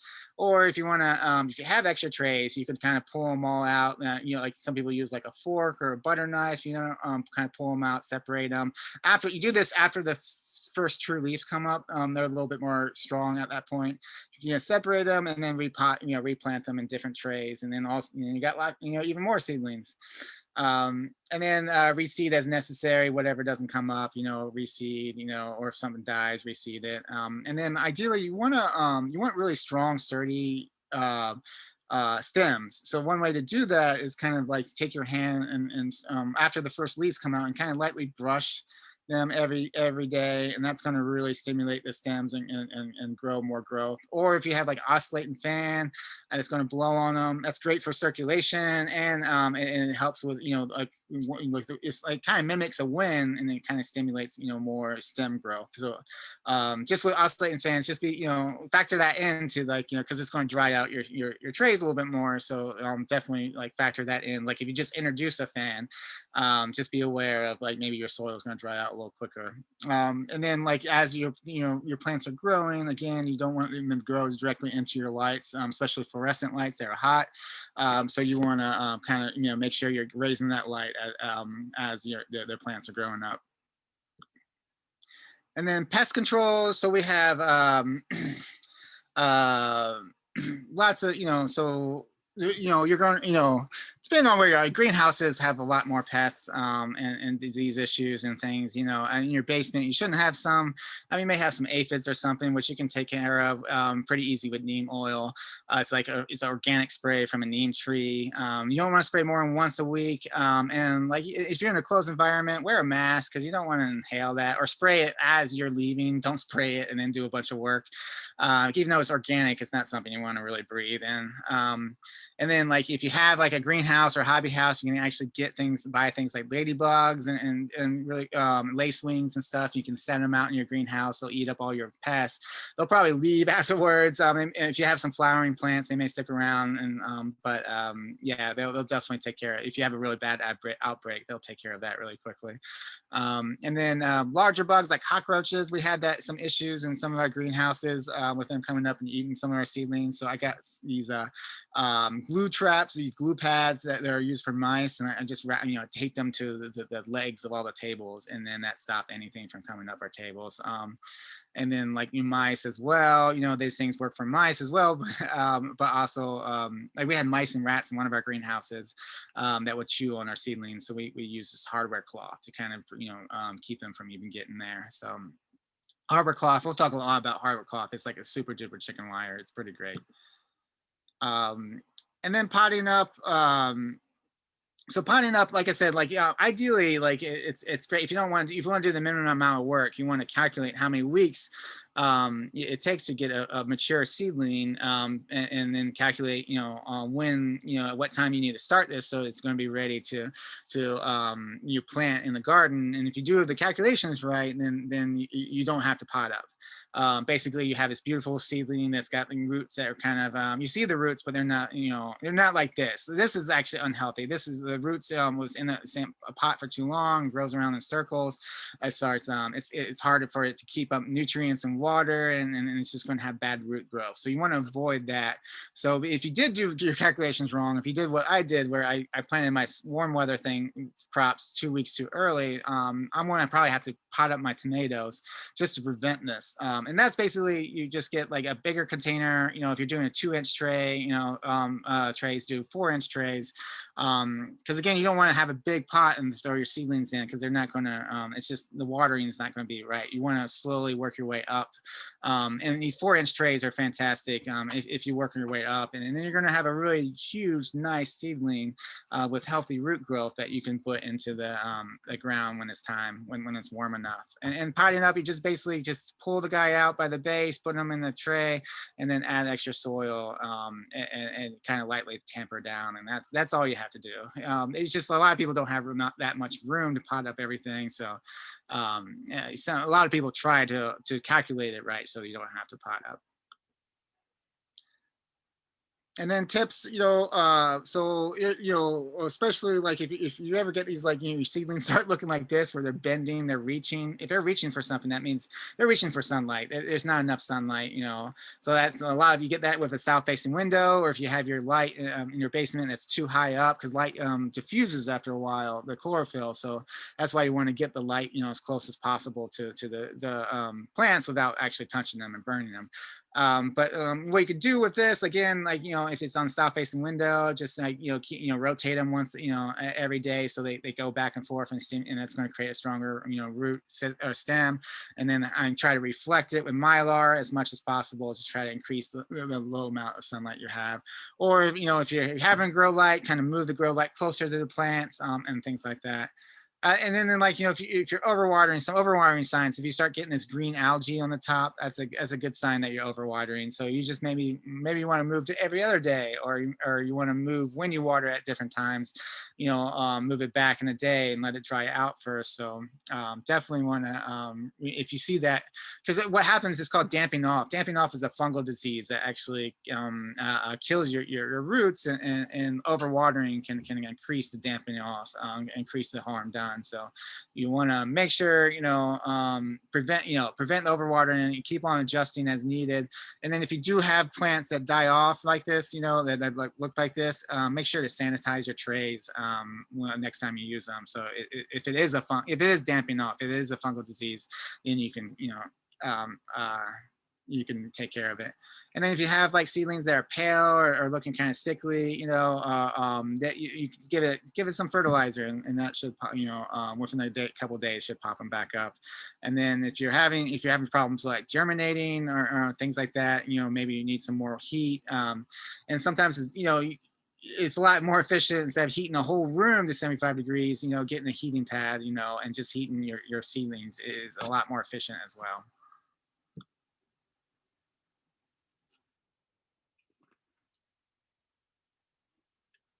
All right, the next chapter we're going to talk about is what to plant, what you've successfully grown, on your own. So we're going to talk a little bit about, like some steps to actually get to planting, and then like how to actually plant your seedlings. The first step to know is, like, so you got some really great seedlings, really nice size, and it's warm enough, to plant outside. So how do we actually get them from this nice, beautiful environment, and controlled environment in your basement, where they don't have to worry about strong winds and rain and pests, and actual direct sunlight, which is a lot more harsher than the lights, or a window, sunlight, filtered through a window, or a greenhouse. So and then you're going to, you're basically going to take them out of this baby environment and throw them into the deep end, where they got to deal with all these elements. So you want to do it gradually. You don't want to do it all at once, or you're going to have what's called transplant shock, which is basically they're going to fry. Sometimes they'll die, sometimes they'll just get stunted for a week or two, and then they'll bounce back. But that's like 2 weeks you lost, to your, production point. So idea is, you want to have you want to eliminate or greatly reduce your transplant shock. And then how you do that is you do this thing called hardening off, where essentially it's a whole process. It should, ideally it should take 5 days. I can never do it for 5 days. I do it for a couple of days, and that's usually enough. But I may get some transplant shock, if I don't do the full 5 days. But ideally, the first day, you want to take them out into a sheltered area where it has protection. They're not going to get the full blast of wind or rain, or sun. You want to have them have like partially shaded, so maybe under a tree where you're getting some sun, but you're not getting a lot of sun. Because the sun is a lot more harsher when it's like not filtered by by greenhouse, or if it's not, or if it, it's a lot harsher than the light. So the membranes, the cells on the plant actually can't, they'll fry if all of a sudden they get the full blast of sunlight all day long. So you want to slowly, gradually reduce it, expose it, the plant cells, and they'll actually build a thicker membrane gradually. And then after a couple of days of exposure, they'll have a thick enough membrane on their cells where they'll be able to tolerate, the full sun all day. So you want to stimulate that by just giving them a couple hours of sunlight, and then the next day, well, you want to do 2 hours ideally. The next day 4 hours, the next day 6 hours, and you want to work your all the way up to like a full day's worth of sun. And at that point, you can plant them in the ground. They're not going to fry or have transplant shock. If you have a cold frame or things like that, a great way to do it is you throw them in the cold frame. You keep the window open and during the day, and then close it at night so they don't get too cold, and that like is like kind of filtered glass. It filters it a little bit, so again, it's not too much too harsh too quickly. um, but I'm going to play this video to kind of show a little bit more how this actually looks. Guys, it's Danielle with Northlawn Flower Farms. Today, I want to talk about hardening off seedlings. Hardening off is the process of gradually acclimating plants to the outside so they can get used to sunlight, wind, rain, variances in temperature, and less frequent watering. This hardening off period allows your seedlings to transition from their cozy growing conditions under lights to the normal conditions they will experience outside in the garden. If we don't take time to harden off our seedlings, they can be shocked by the sun's rays, strong winds, and cooler temperatures. Hardening off these seedlings over time gives them the chance to adapt to their environment and toughen up so that they are better equipped to handle the weather outside. You know, sunlight is a lot stronger than grow lights and can burn foliage if the seedlings are placed in the direct sun on the first day. Light breezes can also sap your plant's moisture and cause weak stems to break. Cooler nighttime temperatures may kill a seedling that's not used to it. So whether you grew your own seedlings indoors under lights, or if you purchase transplants from a greenhouse, you will need to harden off your seedlings before transplanting them into the garden. So let's talk about how to harden off seedlings. About a week or two before your transplant date, place your plants outside in a protected spot for 2 hours, and then move the plants back inside for the remainder of the day.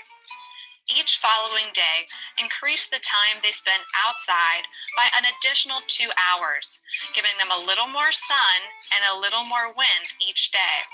So on the second day, 4 hours out, and then back inside. On the third day out, 6 hours outside, and then back inside.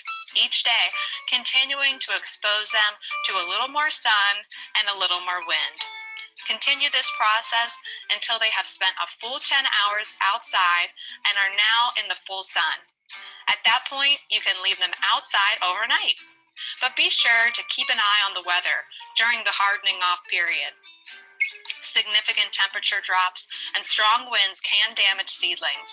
Most trays will need additional water during the hardening off period because sunlight and winds can deplete their moisture. During the hardening period, do not allow plants to experience temperatures lower than 45 degrees Fahrenheit. I like to put mine under our covered porch for the first few days, and then gradually move them out to experience full sun and wind. After your seedlings are hardened off, they are ready to be transplanted into their permanent location in the garden. Choose an overcast day and transplant them in the late afternoon or evening to give your plants time to adjust without the additional challenge of the sun. Water the seedlings well after planting and enjoy their blooms in the days to come.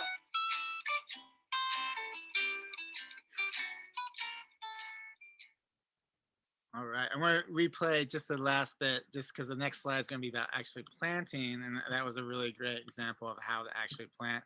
One of the hardest things, if you're Choose new an to gardening, day and is like how do you actually afternoon or get evening. the seedling out of the tray without just massacring the root ball, and you want to be as careful as possible not to destroy root ball.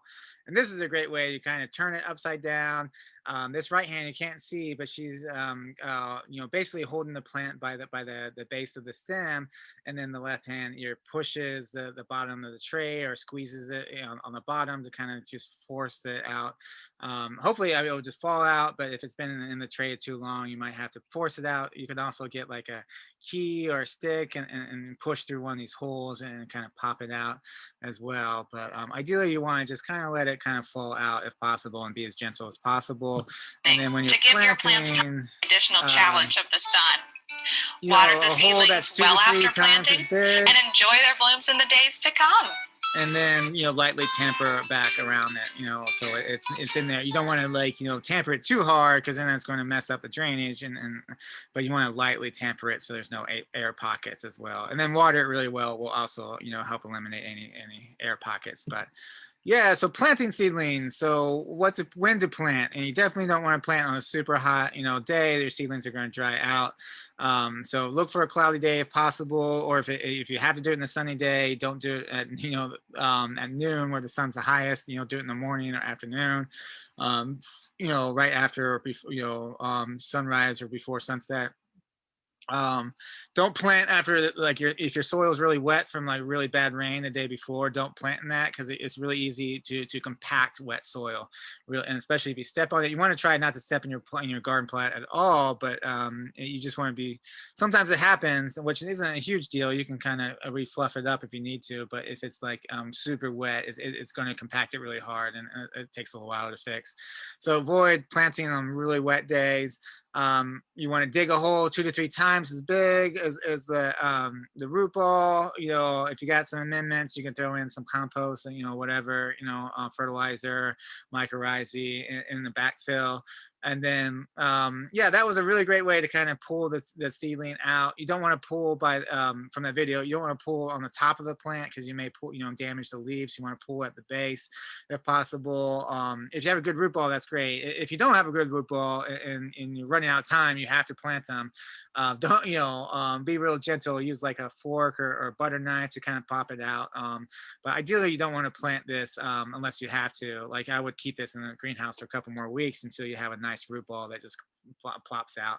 And then putting the tray upside down, squeezing the bottom, getting the stick and pushing it out, whatever works. Some people even cut the trays, but I like to reuse trays, so I don't cut them with like scissors. And then planting, you keep it in the center of the hole. You definitely want to the top of the root ball needs to be level with the ground. You don't want to have it too deep, or if it's too deep, it's going to, it's going to be hard to water. If the seedling's popping out, if you can see the top of the seedling popping out, say the soil level is like right here, and then you can see the, top of the seedling is exposed, that's going to dry out.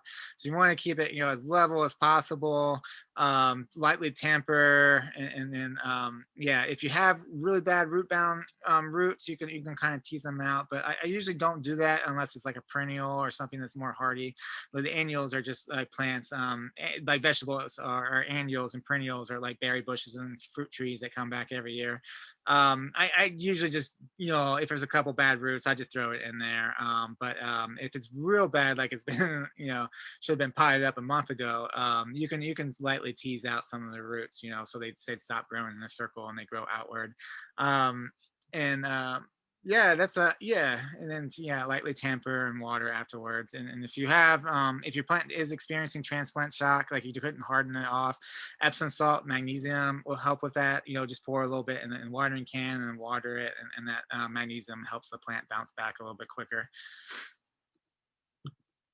And then some transplants, like mainly tomatoes, you actually want to plant deep, and that's the reason why is because they're really good at turning any part of the plant that you bury into more roots. So if you have a nice size, like foot tall or whatever, tomato plant. If you bury that halfway down the ground, it's gonna look sad for like a week, but then everything buried in the ground is going to turn into a giant root ball, and it's just going to blow up from there. So definitely, you can bury that a little deep. If you have really leggy seedlings, you can bury them a little too deep. I wouldn't go, too deep with leggy seedlings, unless like tomatoes, the only plant I know of that you can bury almost the whole thing, and it will turn the root ball.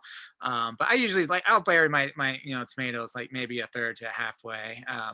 I won't go this extreme, but I mean, you can do it if you want. Or if you have a small container that you can't get that deep, you can actually put the tomato on the side and then prop it up, and then that will turn into a giant root ball. And once you have a giant root ball, then your tomato is going to grow twice as fast.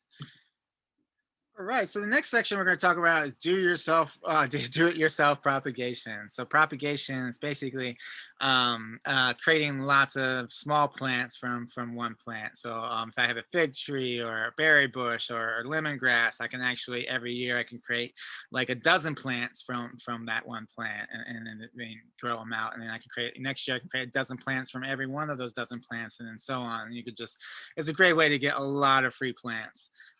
So we're going to talk about, we're going to start off talking about cuttings. So this is how I do most of my propagation is cuttings, and I do them mostly in soil, but there's lots of different ways to do it.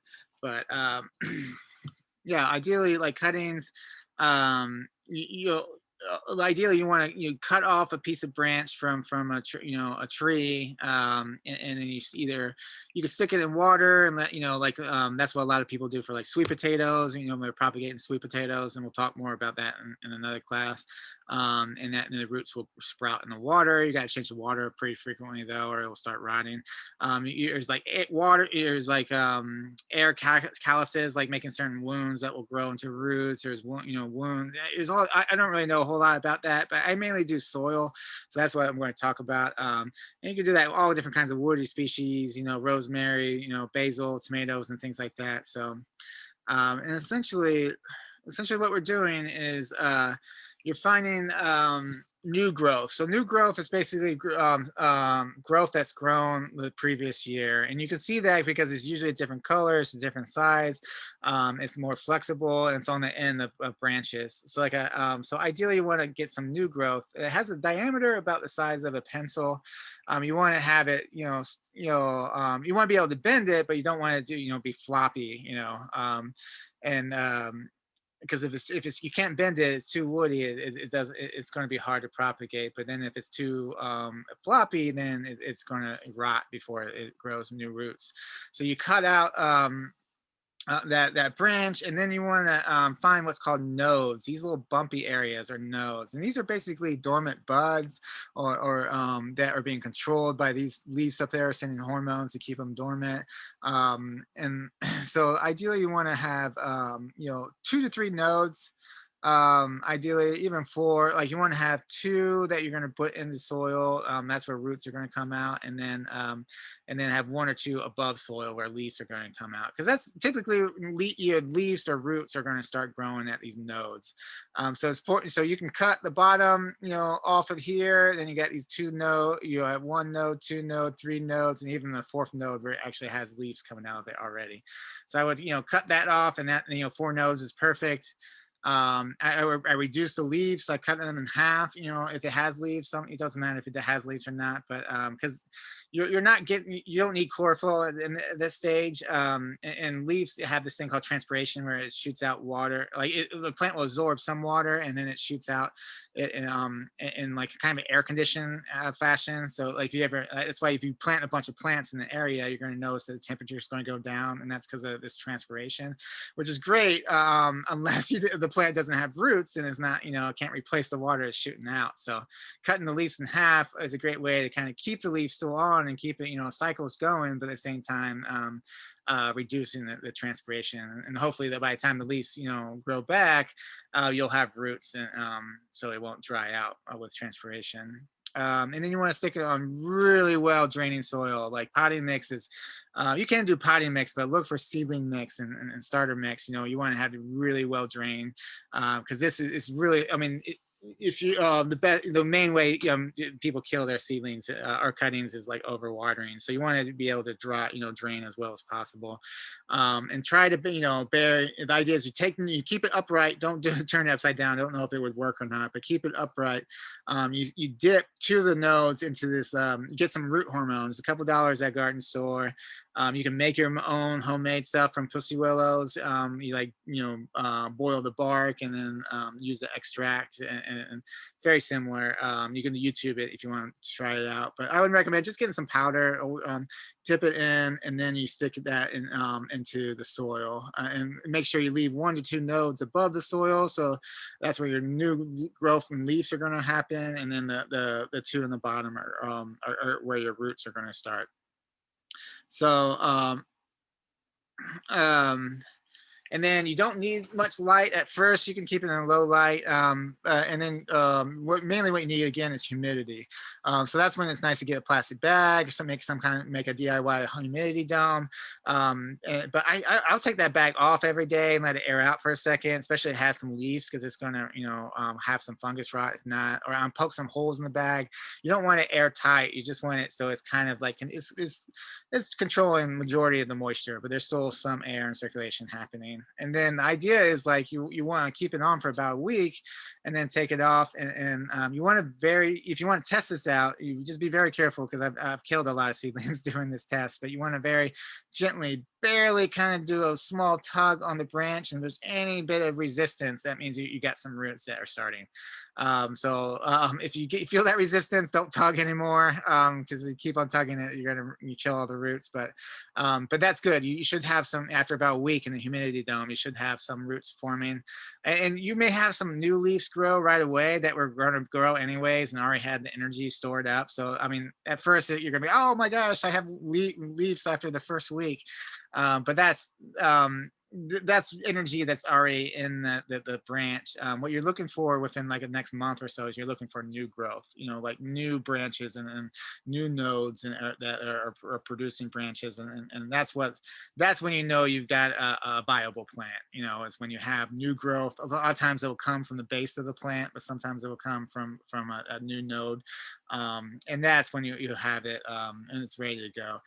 And like those nodes, like like you could probably plant it at that point, but ideally you want to create a nice root ball if you want to increase your chances of survival. So that can take like 6 months. So ideally I do this stuff when I prune my trees and stuff in February, early March, and then I'll plant most of what I propagate that survives at the it usually fall is when I plant that stuff. So I'll give it a good 6 months of building a nice solid root ball, and then I'll plant it from there. And like I probably kill about 2/3 of my plants, but I'm taking hundreds of cuttings. So if if only if I have 30 or 40 that survive, that's still a really lot of free plants. So just aim high, take lots of cuttings, and then if a handful of them survive, that's a handful of free $20, $30, $40 plants that you just grew for free.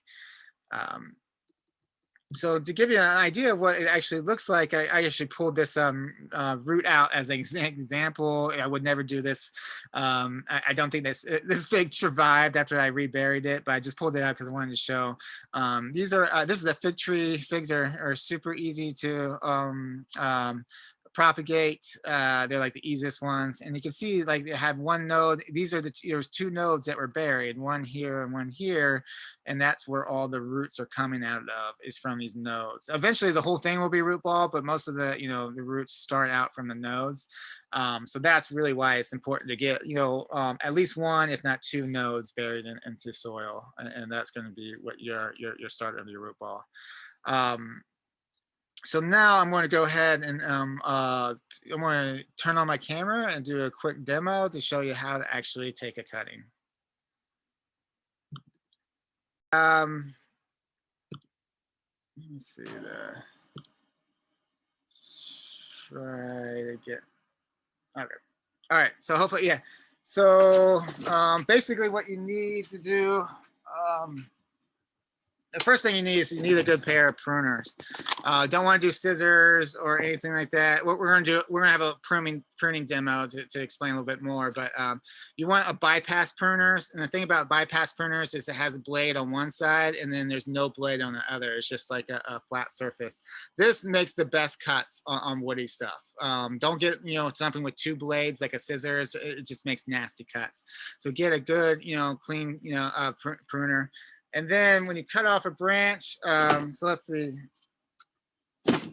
All right, so I got this branch right here. Oh, okay. So you can see, we're looking for nodes. So this one's got lots of little nodes. So we don't need a whole lot. So we can maybe cut it right here with a branch. This is some ornamental plant. I don't know what it is, but it doesn't. I'm just using it as a demo.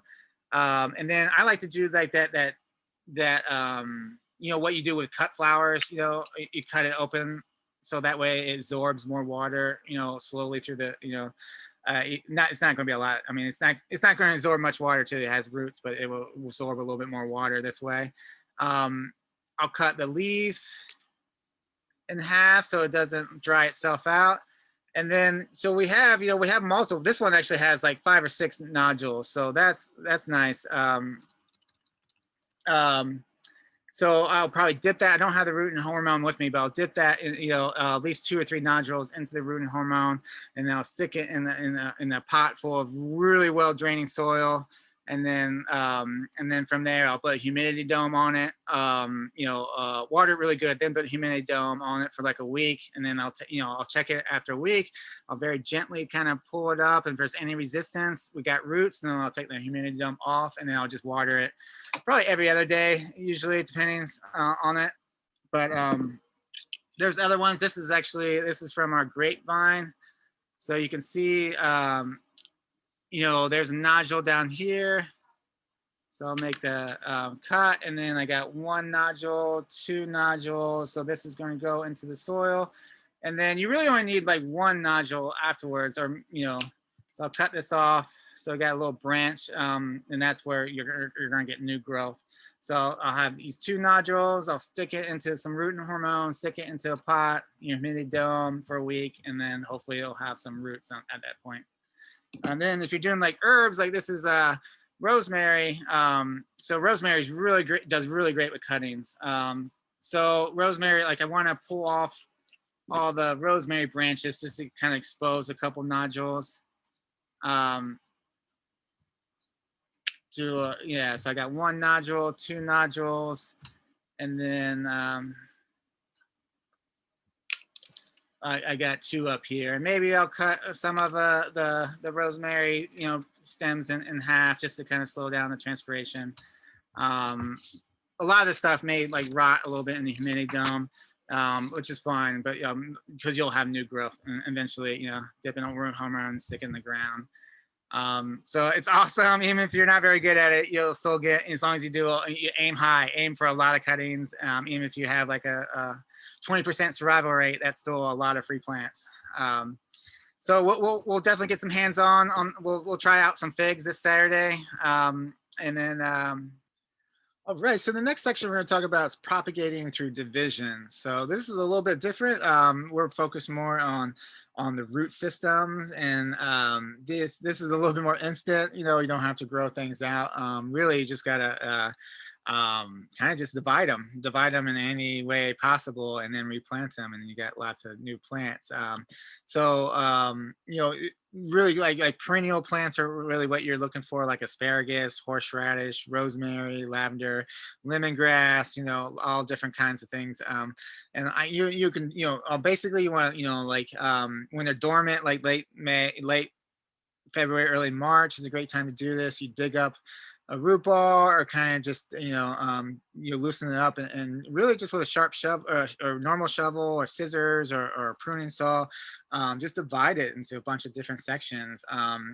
Keeping, you can just pull it apart with your hands, cut it with different scissors, and then you could just kind of replant them, in pots and back in the ground, giving away as presents. But a lot of times, like especially like with like a lot of your herbs, like rosemary, after about 5 years it gets so woody, you want to keep on dividing it, so it actually it has new growth, and because the more woody it is, the less can actually harvest from the plant. So it's a great way to kind of keep your plant still producing as well. And sometimes they just overgrow the space, like rhubarb and horseradish and stuff, so it's just you gotta divide them, and then a lot of times you'll have more production with what you're left. And I'll show you a video on actually what that looks like. But first, I want to talk about strawberries as well. Strawberries is another way to kind of divide it. It's a little bit different. I love strawberries because strawberries, you can just start off with like 4 or 5 strawberry plants, and by next year you'll have like 30 or 40, and the year after that you'll have like 500. So they just like produce so quickly. And what happens is, this is the mother strawberry plant, and then it will shoot these called runners, or these horizontal root systems, and then they'll sprout out new little baby ones. And anytime you want, you could just you cut the runner root, and then you could just with a shovel you can scoop out the little baby, you put them in the pot, plant them somewhere, and then the mother will just keep on producing new babies, and then the babies will keep on, become a mother and keep on producing themselves.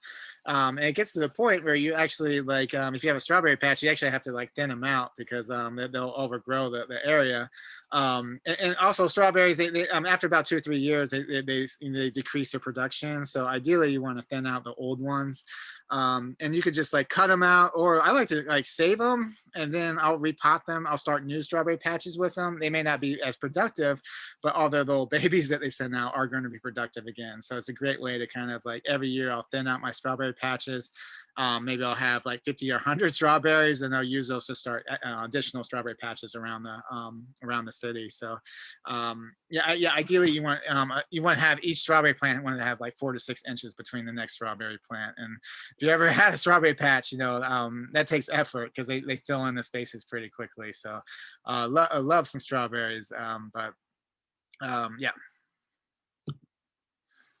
All right, so I'm gonna watch a video. Actually, will hopefully explain dividing perennials a little better than I just did. Hey guys, Laura with Garden Answer. Today I want to show you how to divide perennials. I'm going to be talking about 3 of the most common groups of perennials. They are clumping, spreading, and perennials with woody stems. All of these groups are based on how their root systems are and how they grow. It's really important to know that before tackling the project so you know what you're going to come up against. So this is one of my hostas, which is an example of a clumping perennial. A couple other examples are daylilies, gaura, and astilbes. This type of plant grows from a central clump called a crown, which grows bigger each year and produces offsets. To divide this kind, you want to dig up the entire thing, starting a good distance away from the center of the plant to minimize root damage. Once up, loosen the roots and knock off extra soil so you can see where to make your divisions. Some have obvious divisions, and others you have to use your best judgment. Use an old knife, saw, or your clippers to help separate your pieces, making sure that each one is left with a good amount of both roots and healthy foliage. I'm going to amend the soil with compost to add in some good nutrients back into that area and plant what's left of the original plant back in that spot. Then I'm going to dig a hole in a new location, amend it with compost, and plant the piece I divided. Then I'm watering both plants in with a starter fertilizer to help the plants root in and establish quicker. The next group is spreading perennials, plants like bee balm, phlox, perennial vinca, and the slamium. These plants grow by surface or underground roots or stems, or by dropping their seeds. They can look more like individual plants, each with its own crown and root system. To divide these, just dig up the ones you want to move and leave the rest alone. Super easy. The third group are woody perennials like lavender, rosemary, and thyme. This is a lavender plant that has a little baby ready to transplant. They typically have one main stem or trunk, and they often spread when one of their stem touches the ground and takes root. Just cut the stem that runs between the old plant and the new one, and then dig it up and move it to its new spot. There are a couple other perennial groups that we did not cover today, like perennials with taproots, but I actually do not divide perennials with taproots. I wait for seedlings to happen, so that's why we didn't go over that one. These are the 3 most common that you will come up against in your own garden. Also, the best time of year to divide perennials is for spring blooming plants, do it in the fall, and for fall blooming plants, do it in the spring. And if you go to divide your perennials and they start to shock and wilt and not look very good, that is completely normal. So don't be worried about that. You can cut back your plant and keep watering it and fertilizing it. It'll flush back and look gorgeous. So that's it, guys. I hope you enjoyed this video, and we will see you in the next one. Bye. All right. So the last thing I'm going to talk about is grafting tomatoes, and I'm really not going to say a whole lot because I don't really have much experience with grafting tomatoes, or much knowledge. But I do know that there's this awesome class that happens every year. I don't know if it's been happening during the pandemic, but it normally happens every year by FONA, which is the acronym for Friends of National Arboretum. So at the National Arboretum, they host these tomato grafting workshops usually in April. So if you enter this, definitely recommend learning from them. But essentially, they grafting tomatoes are basically you pick a tomato rootstock mainly for like disease resistance or certain quality traits, and then you pick your favorite tomato you want to grow that maybe doesn't have that disease resistance. You cut the top of that tomato that you love and you put it on and you graft it, which is basically you line up the cambiums. They have to be the stems have to be exactly the same size, and then you hold them together with this clamp, and then after I guess a couple weeks, it fuses together if you did it right, and then all of a sudden you have have like this really delicious tomato that you love that also has, disease resistance and other different qualities that from a tomato that you don't like the taste. So it's kind of like, you're playing a little Frankenstein. But it's really great. I mean, people, that do it love it, and it's definitely, I've heard it can increase your, definitely increase your production on your tomatoes, and increase a lot of great qualities to it. So, like I said, I don't really know a whole lot about it. So, but definitely check it out on Phono, or I'm sure there's tons of great YouTube videos as well. All right, so that's the class tonight. I've put in some really great resources, like some websites and video podcasts about starting seeds, some great books as well. Ultimately, though, like for all of our classes, like this is one that if you're looking just for one book to really increase your knowledge, this is about farming and gardening. This is a great one, How to Grow More Vegetables. It's just it's got tons of knowledge, not only about seedling production, but all different kinds of things. So I definitely, I will be, promoting this, throughout multiple different classes. But yeah, thank you all so much. I'll stick around for any questions, but appreciate everyone making making it through another night. Thank you all.